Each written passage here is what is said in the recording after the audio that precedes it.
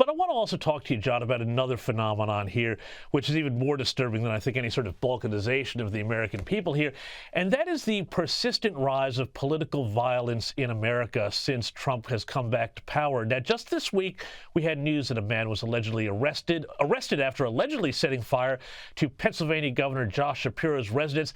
He's a Democrat, but apparently it's allegedly that over his stance on Israel and Palestine. This comes after a 17-year-old teenager was arrested for allegedly killing his parents to obtain the financial means to carry out some sort of plot against President Trump. And of course, we've seen all the burning and vandalism of Teslas and Tesla dealerships. The left seems to have a real problem with its fringes, well, becoming even more mainstream. You think about the Luigi killing of the healthcare CEO. Seems to be a lot of tolerance for taking things, out of words and into actions here. Well, I'm not one who wants to automatically ascribe ill motives to one side of the political divide or the other based on who the crazies on their side of the fence are. I will say this. Parties, regardless of which ones they are, should be judged by one simple standard. If there is violence or the incitement to violence, do you completely, unalterably, and irrevocably denounce it and say there is no excuse?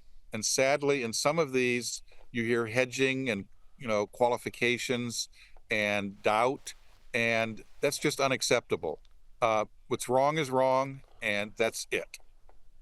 Indeed. That's well said, and I wish we'd heard more of those condemnations from the left. I want to ask you also about this story. Secretary of State Marco Rubio has closed a global engagement center that was run by the State Department. Now, this had been allegedly to counter foreign disinformation, but it does seem like it had been used in practice to silence and censor the voices of millions of Americans, using again that disinformation excuse. This seems to me like it's a real sort of blow for openness in the political sphere. What do you make of it?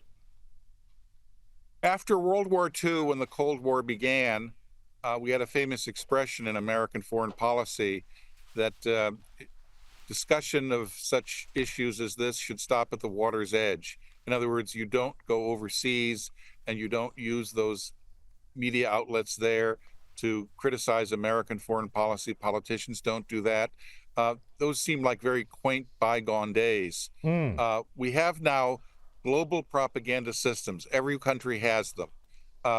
Ours is particularly ineffective in representing American interests. It seems particularly effective in representing other interests, however. So we've dismantled a lot of that. The VOA, the Office of Global Media, Radio Free Europe are going to be cut back. The Czechs, by the way, are picking up the new tab for Radio Free Europe, and that's a good thing. Who better to understand Europe than the Czechs? Yeah. So I think that the Chinese can propagandize. Most people don't pay attention to it. The Russians can propagandize. Most people see it's obvious. We can propagandize by being successful. And that's the job of America.